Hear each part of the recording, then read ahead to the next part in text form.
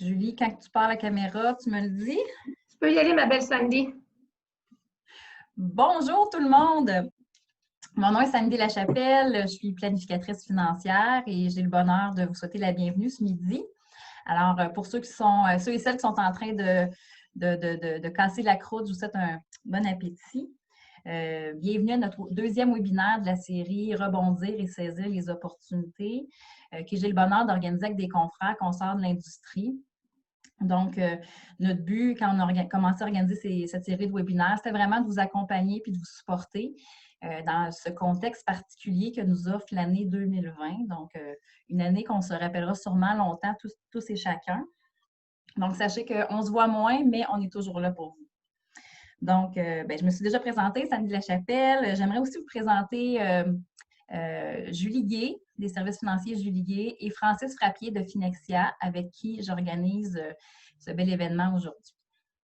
Donc, on aura aussi un invité spécial que je vous présenterai dans quelques secondes. Comment on va fonctionner aujourd'hui? Deux parties principales au webinaire. Donc, la première partie va être avec notre invité qui va nous parler de financement hypothécaire dans le contexte actuel. Donc, on a eu beaucoup de questions de clients sur les enjeux que ça pouvait occasionner à court, moyen, long terme. Donc, le fait d'avoir demandé des aides, etc. Des gens qui avaient des projets immobiliers. Donc, voir comment on peut se préparer et être stratégique là-dedans et voir venir le coût, dans le fond, de nos questions.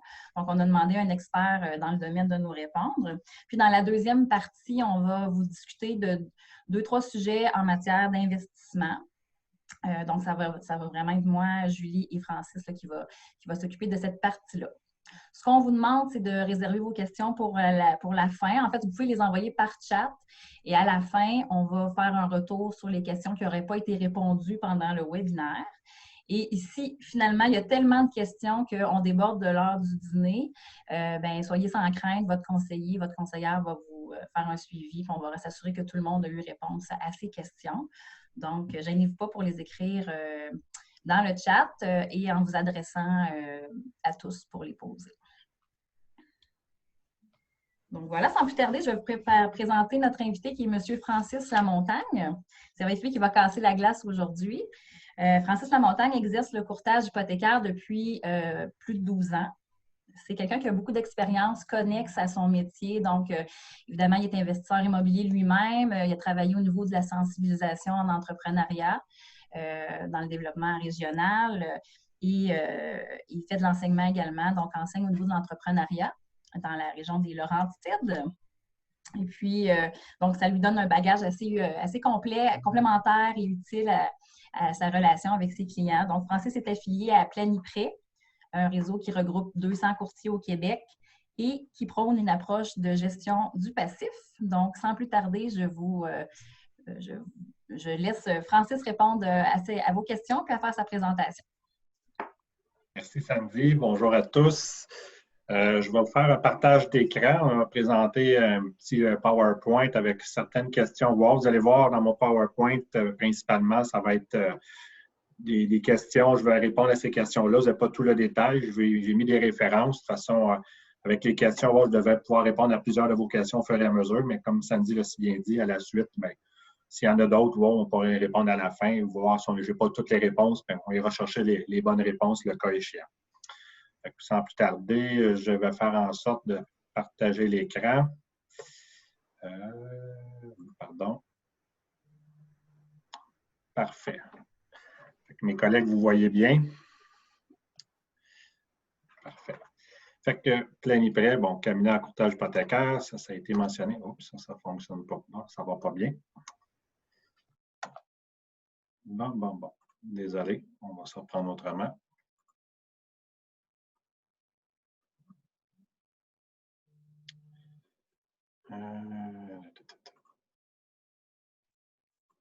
Bon, parfait. Désolé. Bon, principalement, on avait plusieurs interrogations, plusieurs choses dans le temps de COVID ou en cette période un peu spéciale, là, comme on le sait tous. Avec Sandy, Julie, voire Francis, on va me poser quelques questions, voir, parler un peu de report de paiement pour ceux et celles qui ont une résidence là, unifamiliale, condo, le style-là, d'1 à 4 portes.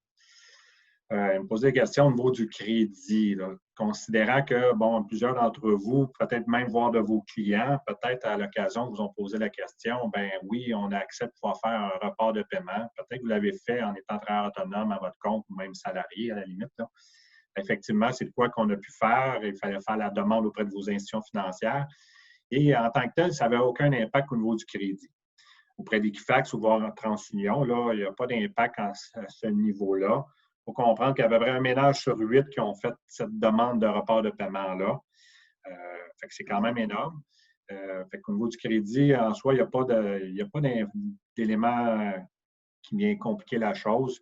Il y aura une seule et unique mention qui dit qu'à l'intérieur du crédit, comme quoi vous avez fait le report, mais ça n'a pas d'impact. Bien, le coût, ce qui est important à savoir, effectivement, tout ça n'est pas nécessairement gratuit. Il n'y a pas nécessairement un frais administratif, mais effectivement, demander un report de paiement, comme vous le voyez là, bien, c'est certain qu'il va y avoir des intérêts qui vont être remis à la fin. Fait que c'est certain que l'hypothèque continue quand même, mais tout ça est reporté à la fin, là. Fait que vous payez un peu moins rapidement votre capital, puis l'intérêt est ajouté à la fin de votre prêt hypothécaire, à la fin de votre terme. Vous voyez en parenthèse dans mon écran le chiffre 1, là, vous allez voir qu'il y a une référence là, à la fin de ma présentation que vous allez pouvoir vous référer à un article qui est apparu là, sur Internet ou autre, là, un spécialiste avec un type de calcul, mais avec un certain montant d'argent ou autre. Fait qu'effectivement, tout ça n'est pas gratuit, mais il y a un petit impact qui est évidemment de repousser le tout, fait que ce n'est pas une gratuité pour autant. Évidemment, il y avait aussi dit, bien, si je demande un report de paiement, est-ce que si je fais un nouvel achat de propriété dans un court laps de temps, que ce soit là ou dans un mois ou dans 6 mois, 1 an, mais techniquement, non, il n'y a pas de problème. Il n'y aura pas de problème. Ça, c'est effectivement le cas. Ça ne cause pas de problème. J'ai posé la question à plusieurs prêteurs, assureurs. Non, ce n'est pas un inconvénient. On peut le faire. C'est correct. C'est mentionné. On peut le faire. Ce qu'il faut savoir, par exemple, là, on a une petite information qui est arrivée hier soir, voire même un matin, à la limite. Là, la SCHL, pour ceux et celles qui font des achats de propriété entre 1 et 4 portes, bien, il y a des nouvelles règles là, qui vont rentrer en fonction à partir du 1er juillet prochain. Les règles en place, c'est surtout au niveau de ce qu'on appelle là, dans le jargon l'amortissement brut de la dette, là, qui est le ratio d'endettement. Là. Dans le fond, c'est qu'ils vont être un peu plus sévères au niveau des exigences, au niveau des standards. Actuellement, dans l'industrie, on pouvait aller jusqu'à un ratio d'endettement de 39 d'ABD et 44 d'ATD, qui est de l'amortissement total de la dette.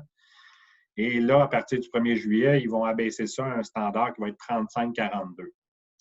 Ce qui fait en sorte, bien, c'est sûr que ça permet soit d'acheter un peu moins cher ou voire essayer d'avoir un peu moins de dette. C'est ce que ça va permettre de faire pour la SCHL. Il va exiger aussi un bureau de crédit de meilleure qualité, c'est-à-dire qu'un des 2 emprunteurs qui fera l'achat, mais minimalement, un des 2 emprunteurs doit avoir un bureau de crédit de 680. Fait que s'il n'y a aucun des emprunteurs qui a 680 de bureaux de crédit avec Equifax en soi, on ne sera pas en mesure de pouvoir faire un nouvel emprunt à partir du 1er juillet pour une période indéterminée pour le moment. Là, ils nous disent que c'est dû à la COVID qui doivent s'ajuster en fonction des inconvénients du marché. Fait que ça, c'est un élément quand même important. Le ratio d'endettement, c'est une chose, mais le bureau de crédit, bien, c'est sûr qu'il va y avoir certains clients ou certains acheteurs qui vont être limités à cause de ça. Et aussi, bien, un élément qui fait moins mal, mais ça reste qu'on pouvait faire l'achat d'une maison avec des sources de fonds non traditionnelles. Mise de fonds non traditionnelles, bien, c'est surtout qu'on pouvait faire l'achat avec des cartes de crédit, des marges de crédit personnelles ou autres. Ce n'était pas nécessairement conseillé, mais il y avait possibilité de le faire, c'était permis. Et à partir du 1er juillet, ce ne sera plus permis de faire ce genre de mise de fonds non traditionnelle. Mise de fonds traditionnelle, c'est notre propre mise de fonds. Mais non traditionnel, on pouvait faire des emprunts si nos chiffres nous le permettaient. Ça, c'est 3 gros changements qui sont arrivés hier soir, là, même aujourd'hui pour la majorité. Là. Ça, c'est un gros changement. Fait que c'est dû à la COVID. Fait que c'est sûr, pour un achat, ça a un impact. Finalement, pour les rapports de paiement résidentiels, si je souhaite refinancer ma propriété, bien, actuellement, il n'y a pas d'impact en temps normal. On n'a pas eu d'indice ou d'information qui aurait un inconvénient pour quelqu'un.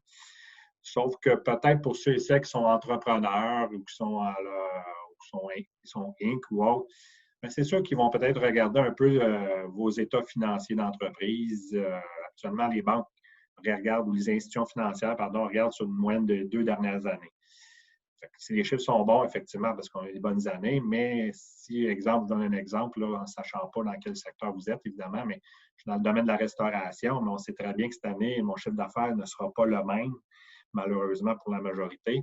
Bien, ils pourraient poser des questions si le refinancement était serré ou autre. On peut s'attendre à ce qu'ils posent des questions.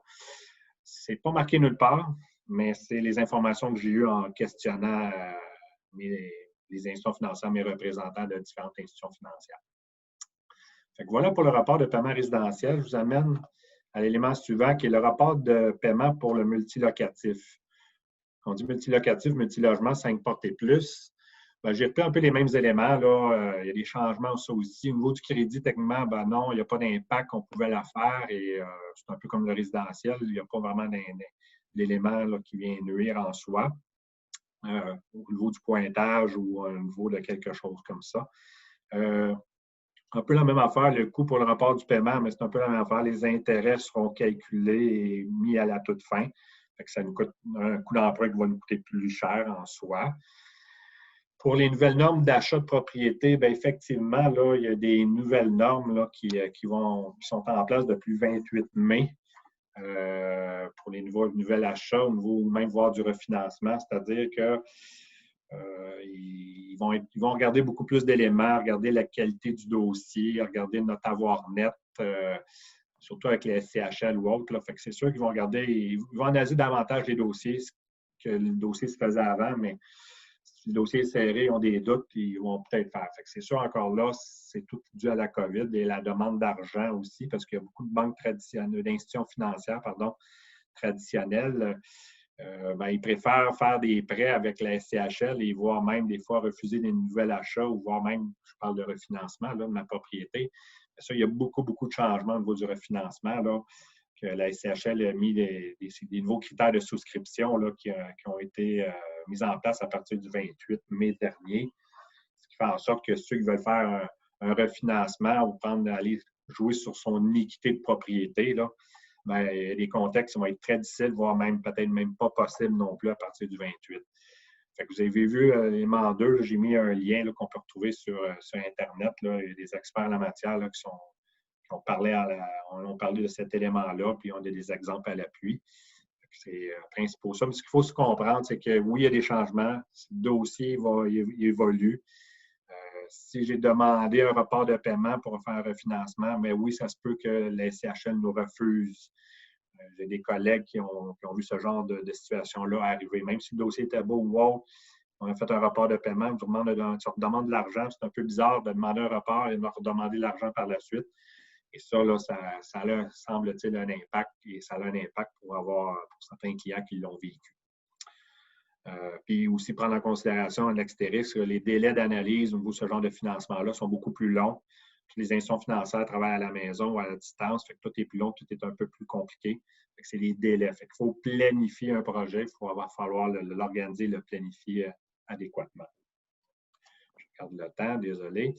Au niveau du financement commercial, ben encore là, c'est un peu ce que j'ai précisé auparavant. Et au niveau des achats, ça ne semble pas avoir d'impact. Si le projet est beau, ça se tient, wow, on est capable d'aller chercher du financement, que ce soit les banques, les institutions financières, voire même la BDC. J'ai une collègue là, qui a obtenu du financement, là, jeune entrepreneur, futur entrepreneur. Là, quand le projet se tient bien dans un domaine de service, elle a obtenu, si ça se tient, là, je pense que ça a encore des belles possibilités.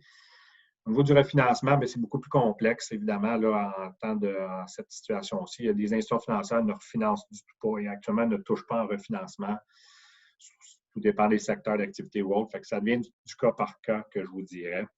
Fait qu'il faut que le dossier soit solide ou autre, là, mais comme je dis, c'est tout du cas par cas. Fait que c'est difficile de dire oui, mon projet peut-être non, mais il faut regarder l'ensemble du dossier puis ils vont faire une meilleure analyse. Mais je peux vous dire que c'est plus complexe, effectivement. Je vous ai préparé des questions à rafale que mes collègues m'avaient envoyées ou des questionnements de leurs clients ou autres. Vous allez peut-être voir vous ou d'autres. exemple, si j'ai demandé la PCU, là, qui est pour beaucoup d'entre nous peut-être utilisée, là, et que je souhaite déménager cette année ou l'an prochain, ou ce que je souhaite peut-être envisager un nouveau projet, puis bon, je suis retourné au travail. Si je suis salarié, ce n'est pas un problème. L'institution financière va regarder si vous êtes revenu au travail, soit par un site de paye, une lettre de confirmation d'emploi ou autre. Mais la PCU n'aura pas d'impact. On est à notre compte ou autre. Normalement, il n'y en a pas. Encore là, ils vont peut-être regarder certaines informations de vos états financiers, votre situation, votre secteur d'activité. Mais en soi, ça ne nuit pas. C'est plus une question de quel secteur d'activité dans lequel je vous exercez. Mon hypothèque arrive à échéance sous peu. Que dois-je savoir pour bien me préparer? Ben, je pense que c'est comme à temps normal. Il faut avoir notre documentation à jour, près de la main, s'assurer que nos taxes, pas nos taxes, mais nos impôts, si le cas échéant, il y a des soldes dus, ben oui, s'assurer qu'ils sont payés ou sont en voie d'être payés. Je vous dirais que c'est un peu plus long. Les délais sont un peu plus longs au niveau des analyses. Au niveau du résidentiel, là, on a des 3-4 jours d'attente. Tout dépend des institutions financières, mais encore là, il faut que le projet soit bien organisé, bien préparé d'avance. Ça évite des soucis, ça enlève des tensions. Fait que je vous dirais que ça il n'y a pas vraiment d'échéance. C'est sûr que là, il y a la date du 1er juillet là, qui est un peu rushant. Là. Fait que c'est sûr, si vous souhaitez avant le 1er juillet, là, c'est de trouver surtout le notaire qui va vouloir faire le dossier, puis les délais là, qui sont un peu plus longs. Mais après ça, je pense que ça va aller un peu comme la routine se faisait auparavant. J'ai des projets d'investissement immobilier. Est-ce que c'est une bonne période pour foncer? Bien, actuellement, à court terme, je vous dirais que, ben oui, il peut y avoir des offres multiples. On en voit encore beaucoup dans le résidentiel, dans 1 à 4 logements. Là. On voit beaucoup de courtiers immobiliers, là, des clients j'ai des clients à moi qui souhaitent même faire des achats, puis ça fait des offres multiples. Fait qu'il faut être préparé, être prêt, puis peut-être même faire une surenchère. Fait que c'est pas donné à tous, pas tout le monde veut jouer là-dedans. Je pense que c'est l'effet après COVID, quand le marché immobilier a réouvert pour tous. Est-ce que ça va être de même à court ou à long terme? Bien, il y a des institutions financières où il y a des analystes ou en tout cas des écrits qu'on voit qu'on va peut-être avoir une baisse de valeur dans certains secteurs, dans certaines régions, Montréal ou autres, à partir de cet automne ou après l'effet PCU, après l'effet qu'on a demandé des sous. C'est sûr que les institutions financières vont aider, mais si je n'ai pas retrouvé mon emploi, on va peut-être avoir des reprises à partir de septembre, octobre, qu'on va voir peut-être plus l'effet cet automne. Fait qu'il va peut-être avoir des opportunités. Ça reste à voir, mais des opportunités, il y en a toujours en temps de crise, habituellement. De quelle nature, de quelle façon, c'est difficile à dire, mais on voit que la SCHL prédit des baisses là, importantes au niveau des valeurs, au niveau des inscriptions là, au cours de la prochaine année. D'où pourquoi ils mettent beaucoup des nouvelles normes, là, parce qu'ils ont peur d'une baisse. Ils parlent de jusqu'à 18 de baisse là, à certains niveaux. Je pense que ça va dépendre des régions. Les régions en limitrophe de Montréal, je pense, comme les Laurentides, la Naudière, où c'est très, très occupé, peu d'offres. Peut-être l'impact va être moindre. Il y a un économiste de Desjardins qui disait que lui, c'était moins important comme baisse du marché. Il était moins en mode panique, ainsi dire. Là, c'est peut-être pas le bon terme, mais faire attention à ça. Fait que, ça diverge un peu d'opinion, mais si on se fait aux économistes de CHL, on peut avoir une baisse plus importante. Fait que, quand il y a une baisse, bien, ceux et celles qui sont en bonne posture, je dirais que oui, il y aurait ça pourrait être une bonne période. Est-ce que ça peut être avantageux de briser mon hypothèque pour signer à un taux peut-être plus avantageux? Ben oui ou non. Ça dépend avec quelle institution financière vous êtes, c'est quoi les clauses de votre contrat.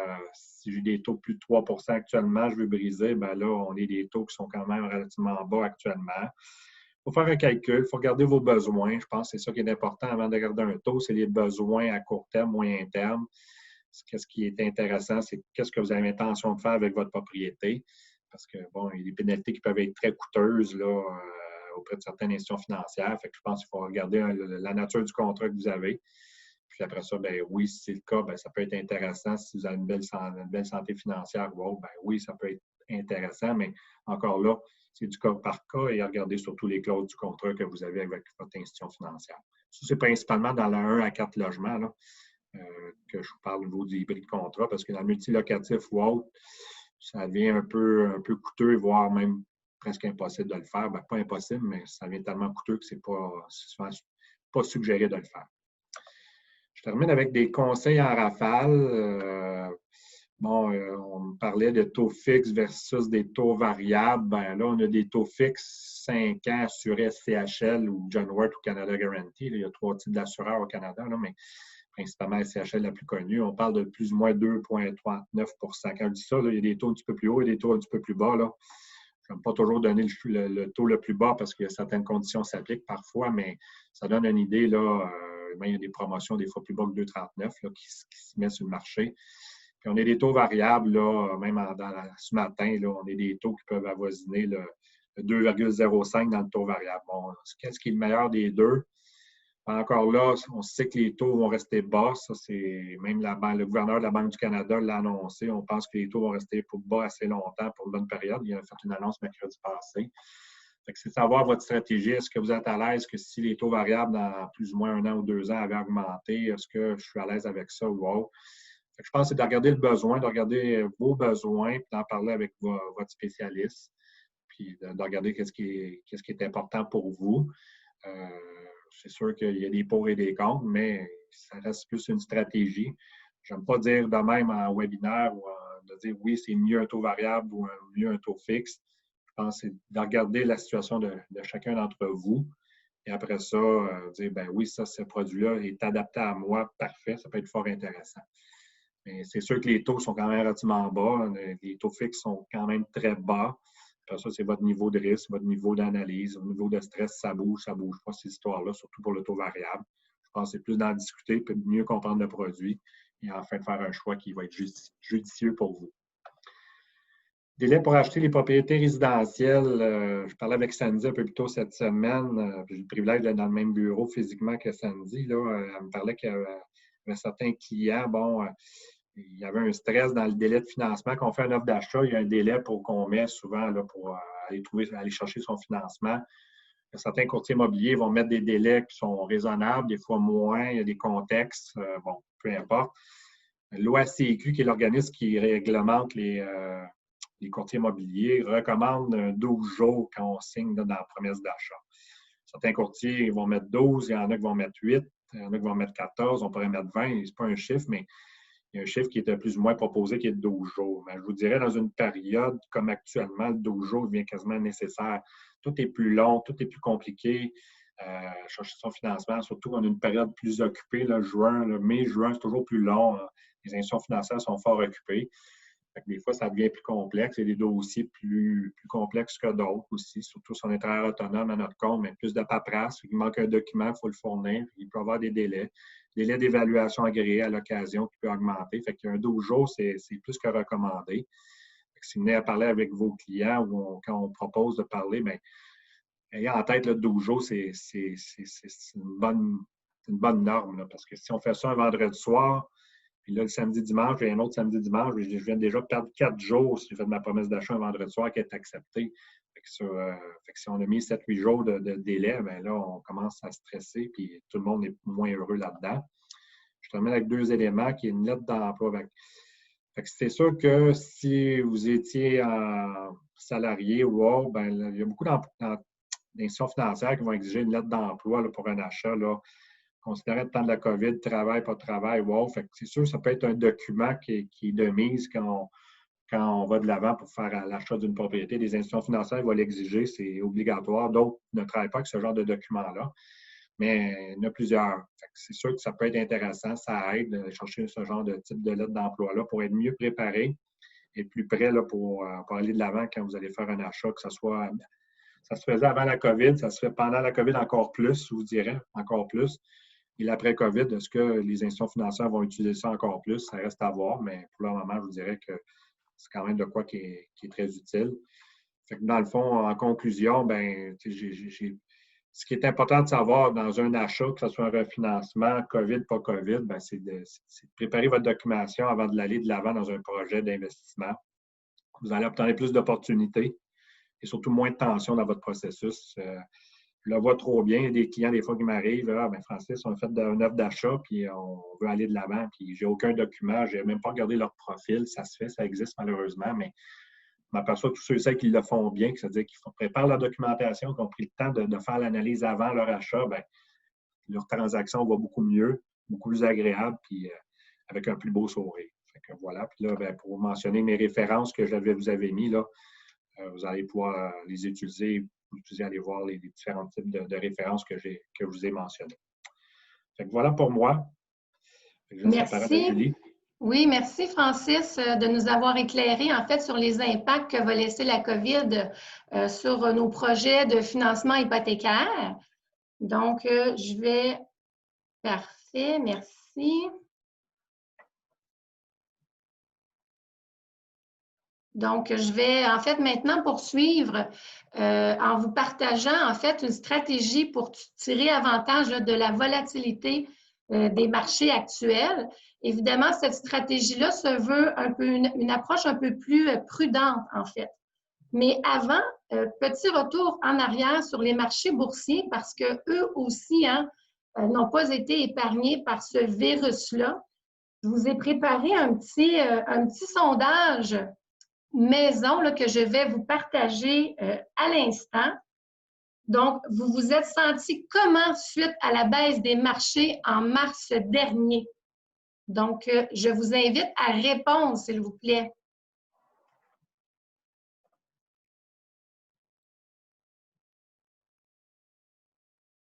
J'ai hâte de voir vos réponses. Bon, il y en a qui ont marqué quoi? Les marchés ont baissé?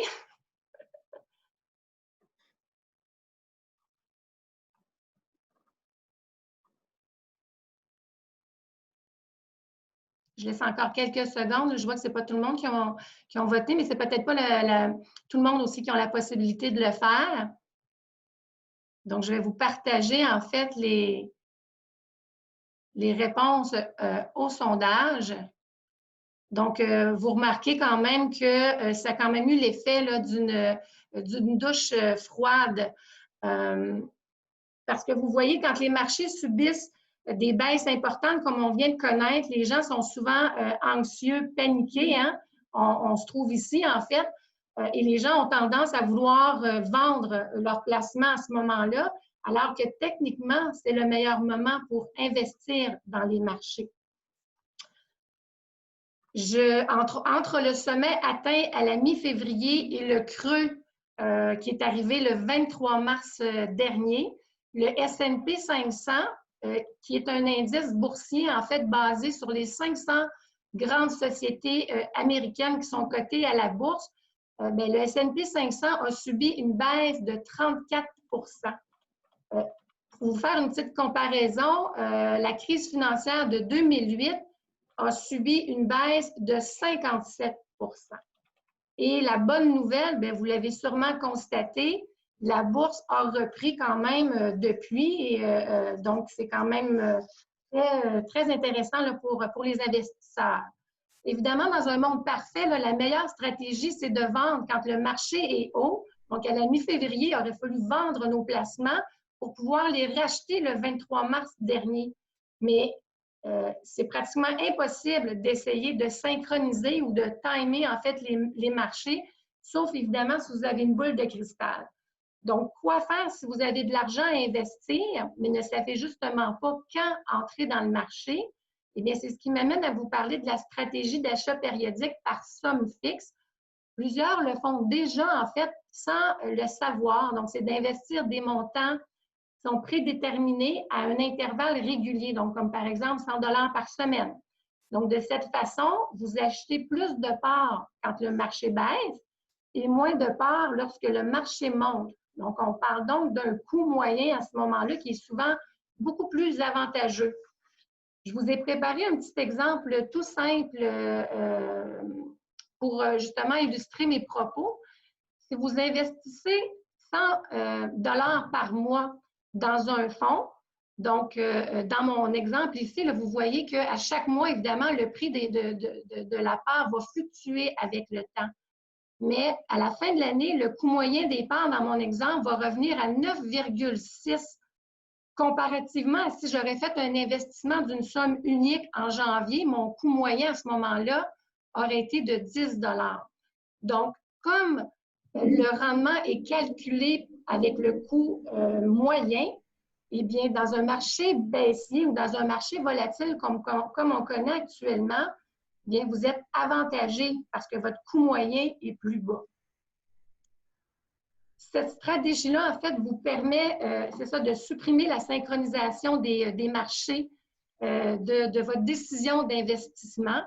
Ça vous offre aussi une certaine discipline de placement et ça vous permet, et ce qui n'est pas négligeable, de retirer en fait toutes les émotions de l'équation, justement, là, parce que c'est automatisé, en fait. Petit fait à noter, en fait, il y a une étude de Vanguard qui mentionne qu'investir une somme unique génère 66 du temps un rendement plus élevé que l'achat périodique. Et même que sur une période plus longue, l'investissement unique va donner un rendement supplémentaire 90 du temps. Mais on parle de quel rendement supplémentaire-là lorsqu'on investit une somme unique? Donc, je vous ai préparé un deuxième petit sondage que voici. Je viens de vous dire que la somme unique sur une période, sur une longue période, va rapporter 90 du temps plus de rendement. Mais c'est combien ce rendement de plus-là? Donc, je vous invite à voter. Et là aussi, j'ai hâte de voir vos réponses.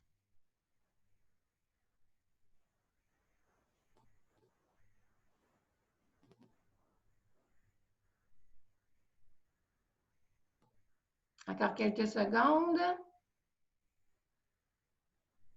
Voilà, donc voyez-vous, bien en fait, c'est quand même intéressant. En fait, on parle d'un rendement de 2,3 de plus. C'est pas tant que ça, en fait, pour dormir sur ses deux oreilles. Donc, oui, à long terme, on laisse un petit peu d'argent sur la table avec la stratégie d'achat périodique, mais le jeu peut en valoir la chandelle si on est un investisseur un peu plus frileux, surtout dans un contexte comme on connaît actuellement, où si encore vous avez une somme d'argent importante à investir, mais des fois d'entrer progressivement dans le marché par l'achat périodique peut être une bonne option. Donc, il existe des opportunités d'investissement, même dans un contexte de COVID. Et puis, la stratégie d'achat périodique, elle est vraiment tout indiquée pour tirer avantage de cette volatilité-là. Et comme les taux d'intérêt sont tellement bas actuellement, ça ne bat même pas l'inflation. Alors, comment qu'on fait pour grossir nos actifs avec des taux d'intérêt si bas? Eh bien, c'est sûr que si notre profil d'investisseur nous le permet, on doit se tourner vers les marchés boursiers. Donc, pour terminer, j'aimerais vous rappeler que la bourse, depuis 1951, a doublé environ tous les 10 ans, malgré toutes les crises, malgré toutes les guerres confondues. Donc, c'est important en tant qu'investisseur de garder ça en tête, en fait, dans les moments plus difficiles. Et puis, pour ma part, évidemment, je reste quand même très optimiste pour la suite des choses. Donc, à toi la parole, Francis. Oui, merci Julie. Très, très bon. Ça met la table pour ma présentation, bien entendu. Donc, on voit encore le sondage de mon côté, par contre. Je ne sais pas si c'est pour tout le monde. Je vais le fermer, merci, désolé. Donc, aujourd'hui, moi, je vais vous parler du prêt levier. Donc, je vais continuer dans l'optique que Julie, justement, nous a apporté de l'épargne, qu'on est dans une bonne période pour pouvoir le faire. Qu'est-ce qui est le prêt levier? C'est simplement d'aller emprunter pour pouvoir aller investir. C'est sûr, certains, initialement, ce style de stratégie-là n'est pas fait pour tout le monde. De bien contacter votre conseiller, vous allez être bien guidé parce que ce n'est pas tout le temps qui est le moment idéal pour pouvoir le faire, selon moi. Présentement, ça n'est un très bon moment. Pourquoi? C'est parce que les marchés boursiers ont baissé très rapidement. Donc, ça a créé des opportunités et, ce que je dis toujours, des spéciaux. Donc, il y a des rabais qui se créent présentement. Je vais avoir également un petit graphique, un autre slide en anglais. Désolé. qui va vous parler justement d'épidémie, de la pandémie. Donc, les reprises qui ont lieu après ces crises, ce type de crise-là. Donc, on va voir qu'après les épidémies, le marché reprend très favorablement et très positivement également. Et très souvent, bien, le rendement qu'on a connu bien, va se refléter avec des hausses qui vont être très hautes également. Pourquoi un prêt? Donc, le prêt, c'est d'aller emprunter des sommes pour aller investir. Donc, c'est sûr, certains, comme je lui mentionnais, si vous avez les liquidités pour pouvoir le faire, investissez. 66% des statistiques, ça peut varier. Là, dans l'industrie, ça joue pas mal entre 66 et 70 % d'investir une somme immédiatement devrait être plus avantageuse. Pourquoi le faire maintenant? Pourquoi aller emprunter de l'argent pour pouvoir le faire? Bien, comme je mentionnais, le marché il est en spécial, il est en rabais. Oui, il a remonté, mais on est encore en spécial. Et les spécialistes que nous, on utilise de la gestion active, que Sandy va nous parler un peu plus, nous permettent justement d'aller chercher les perles rares et aller chercher du beau rendement dans nos portefeuilles. L'effet de levier, c'est comme l'immobilier. Les gens qui aiment beaucoup l'immobilier, d'aller investir, bien, c'est de l'effet de levier. Donc, c'est d'aller emprunter de l'argent qu'on n'a pas pour pouvoir acheter une bâtisse. C'est le même principe qui se passe au point de vue du levier, au point de vue de l'investissement. Donc, c'est d'aller emprunter des sommes pour pouvoir les réinjecter dans les marchés financiers. Il y a également la possibilité de payer seulement l'intérêt. Les taux d'intérêt sont très, très bas. Donc, l'avantage d'aller investir dans les marchés boursiers, c'est un autre point qui est intéressant.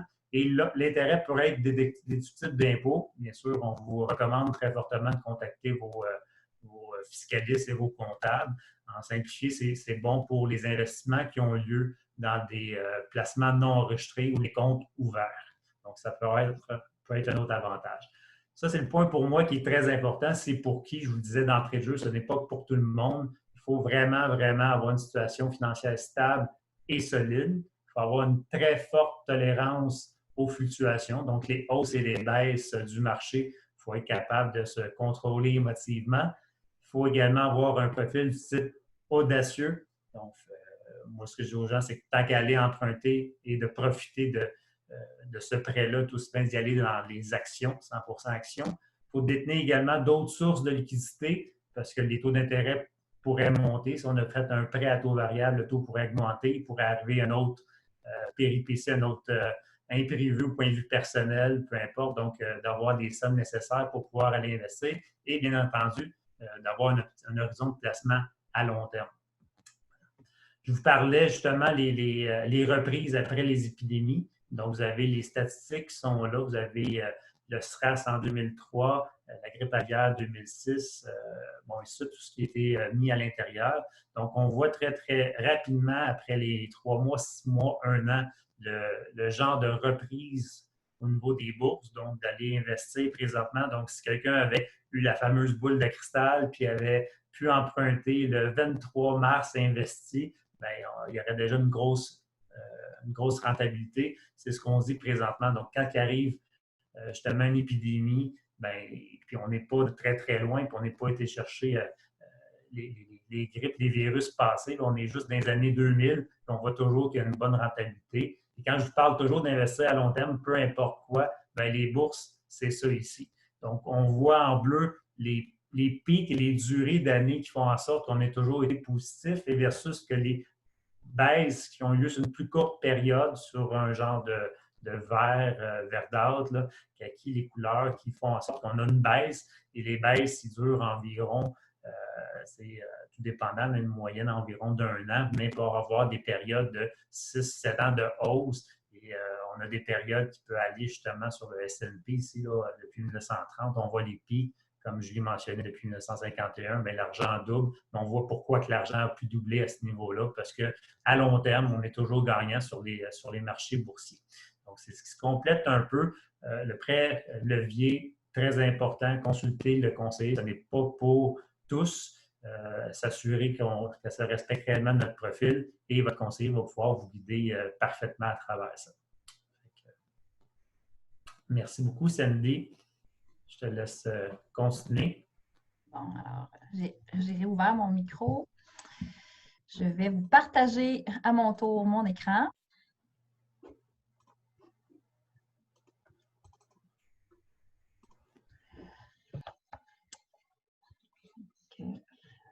que c'est un écran noir? Oui, Sandy, c'est noir. Eh, boy, c'est vendredi. C'est comme si tu es à la fin de ta présentation. C'est-tu possible?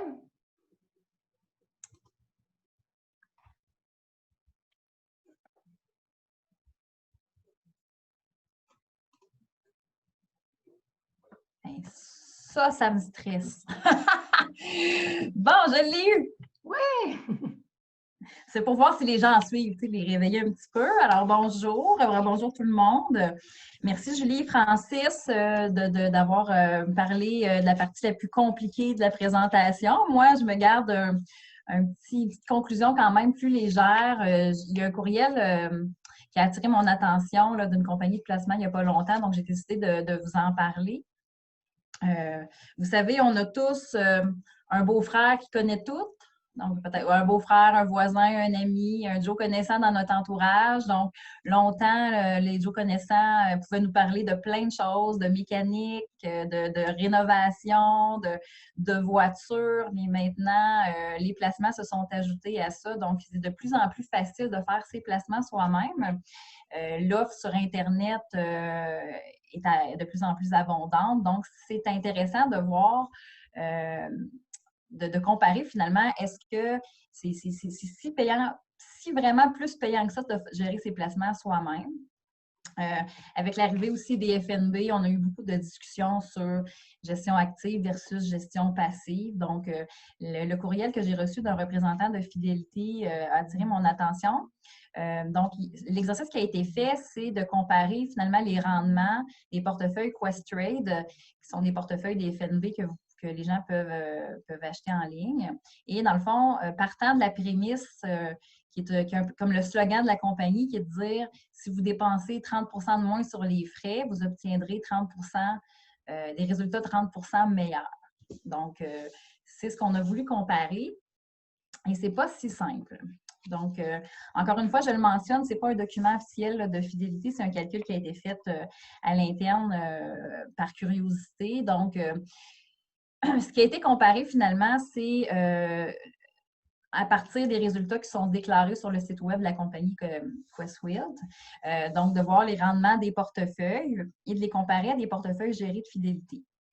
Donc, ce que je veux aussi vous mentionner tout de suite, c'est que pour en plus renforcer la comparaison entre la gestion active et la gestion passive, c'est que les frais qui ont été utilisés pour les FNB sont ceux qui sont bruts, alors que chez Fidélité, on a utilisé les rendements après net de frais, donc incluant les frais de gestion et aussi incluant les commissions que vous payez à votre conseiller financier. Donc, ce qui est intéressant dans ce tableau-là, je ne vais pas, les chiffres sont très petits, mais ce qui est vraiment frappant, c'est que depuis 3 ans, l'écart, dans le fond, le plus majeur au niveau en faveur de la gestion active est au 30 avril 2020, donc après la correction des marchés. Donc, c'est vraiment très éloquent ici. Donc, on peut voir que la course est un peu plus serrée quand les marchés sont en croissance, mais vraiment, ce qui m'a sauté aux yeux, c'est que l'écart en faveur des portefeuilles gérés, les portefeuilles de gestion active sont accélérés quand ça va moins bien sur le marché. Donc, c'est ce que je voulais vous montrer aujourd'hui. Puis, on peut aussi constater que en bas, vous avez, dans le fond, un portefeuille qui est plus axé sur le revenu. Au centre, vous avez un portefeuille équilibré. Puis en haut, c'est un portefeuille axé sur la croissance. Donc, plus, dans le fond, on vise la croissance, plus la stratégie devient complexe et plus l'écart, dans le fond, devient favorable en faveur de la gestion active et des portefeuilles qu'on a comparés ici. Donc, c'est un élément que je voulais vous montrer. Donc, pour l'instant, qu'est-ce que ça veut dire concrètement? Parce que quand on est dans des pourcentages, là, on a de la misère à figurer. Finalement, ça représente quoi comme économie potentielle ou comme gain supplémentaire? Donc, pour un investisseur qui, en 2017, aurait investi 100 000 encore là, l'écart en faveur de la gestion active va être de plus en plus grande, plus que votre profil est axé sur la croissance. Donc, je le répète, un investisseur qui aurait utilisé de la gestion active avec les portefeuilles gérés de Fidélité aurait 13 000 de plus dans ses poches versus le même portefeuille en FNB avec des frais réduits. Et ce, malgré qu'on a tenu compte de frais de gestion qui sont plus élevés et qu'on a tenu compte de la commission aux conseillers. Donc, comme je l'ai montré dans la diapositive précédente, probablement que ça s'explique énormément par l'importance de la gestion active quand les marchés subissent de fortes corrections. Donc, je trouvais ça intéressant de vous le montrer. Donc, l'affirmation de dire que parce que les frais sont 30 % moins chers, que l'investisseur va être 30 % plus riche ou avoir plus de résultats, on voit bien que c'est erroné. Donc, travailler avec un conseiller vous rend plus riche, je le disais dès le départ. C'est moi qui ai le beau jeu aujourd'hui de vous confirmer que vous avez besoin de nous, mais c'est parce qu'on y croit également. Donc, premièrement, quand on travaille avec des courtiers à escompte, vous devez savoir que les frais sont plus bas, mais qu'à toutes les fois qu'il y a des transactions qui sont faites, il y a des frais qui vont vous être ajoutés. Donc, ça, c'est important aussi que vous le sachiez si votre beau-frère vous parle de ça. Là. Donc, c'est pas totalement sans frais, l'utilisation de ces produits-là. Mais surtout, le plus important, parce que Julien en a parlé tantôt, il y a plus de chances que vous preniez des mauvaises décisions. Donc, le fait de travailler avec un conseiller, ça vous permet de bien naviguer dans le cycle des émotions à travers les marchés boursiers. Il y a une étude de BlackRock qui avait comparé, dans le fond, le comportement d'un investisseur moyen versus celui qui travaille avec un conseiller. Et sur cette période de temps-là, il y avait plus de 6 % de rendement en faveur de travailler avec un conseiller. Donc, c'est sûr que c'est là qu'on peut voir que la notion des frais, c'est pas tout, c'est aussi au niveau de la stratégie comportementale puis de prendre les bonnes décisions au bon moment.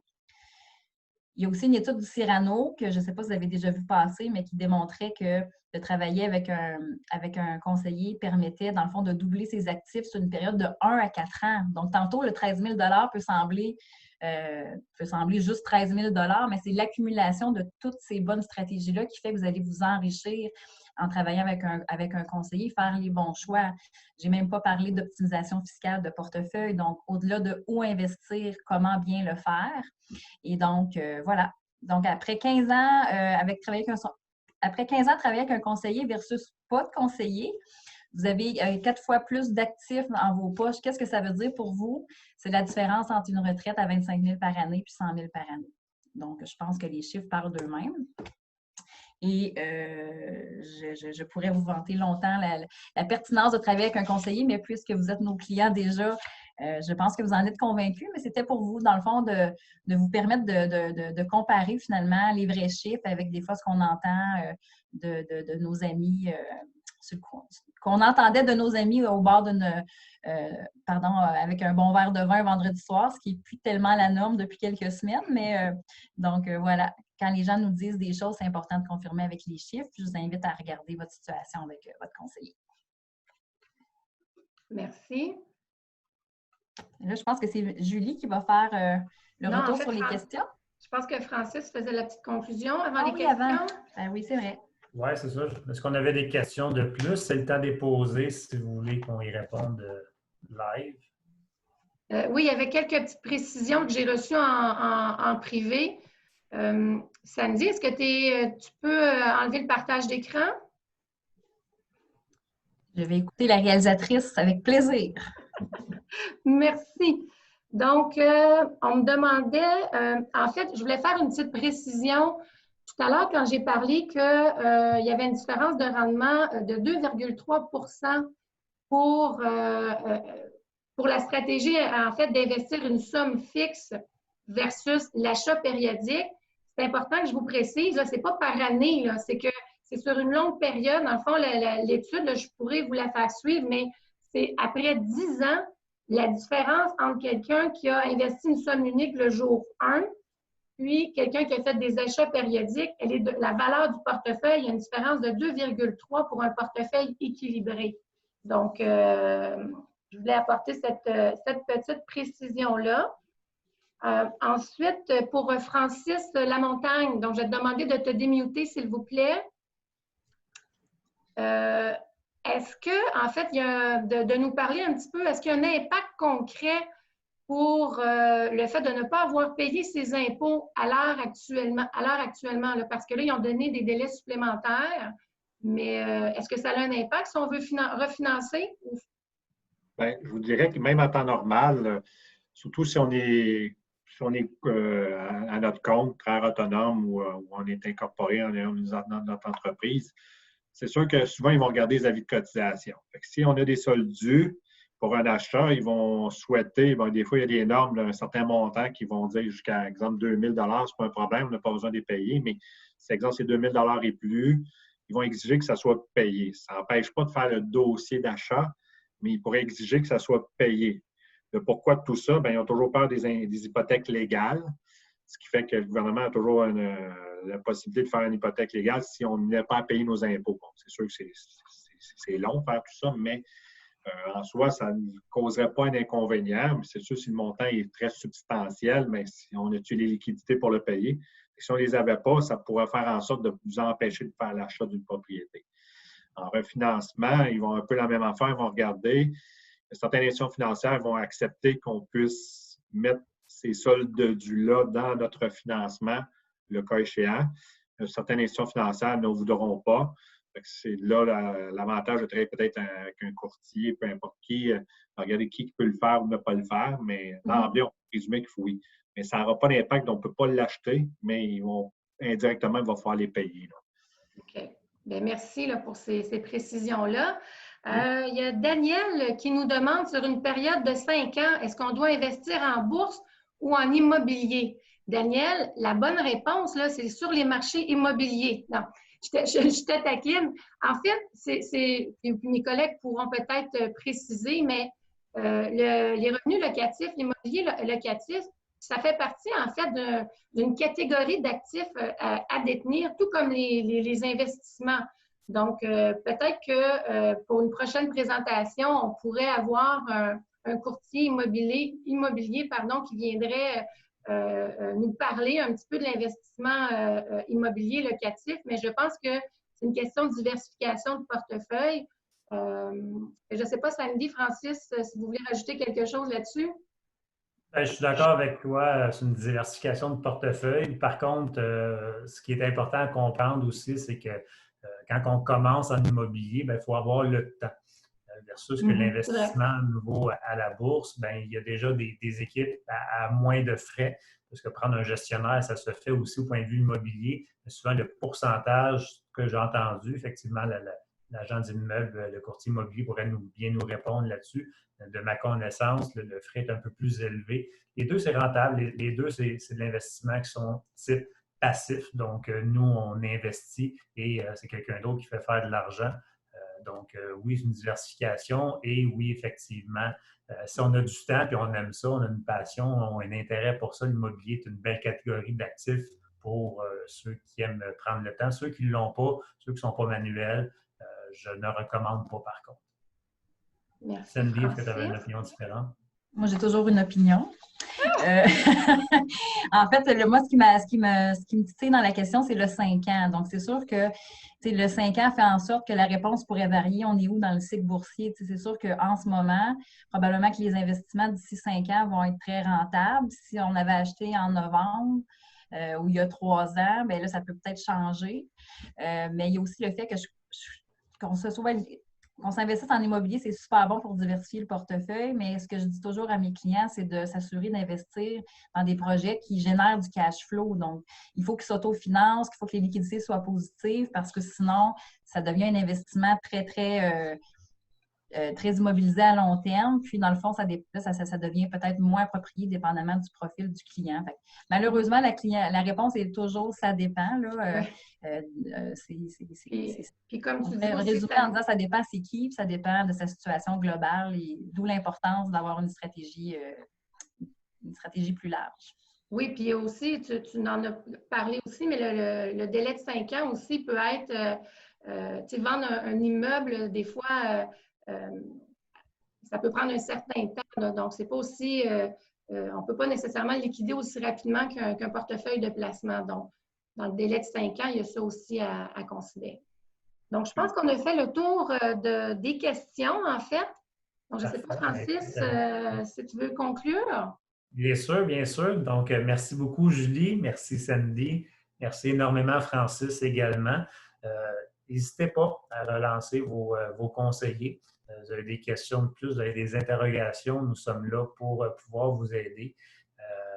merci beaucoup d'avoir pris ce temps-là avec nous ce midi. Deux choses, on a également tous des liens sur nos médias sociaux. Donc, allez liker, suivez-nous sur nos pages et également écrivez-nous des sujets qui pourraient vous intéresser, déjà avec des questions. Donc, ça va nous faire extrêmement plaisir de préparer de l'information puis de nos recommandations également sur les prochains webinaires. Donc, n'hésitez pas à nous relancer. Puis sur ça, je vous souhaite une belle après-midi ensoleillée. Oui, allez profiter du soleil maintenant. Merci. Bonne fin de semaine tout le monde!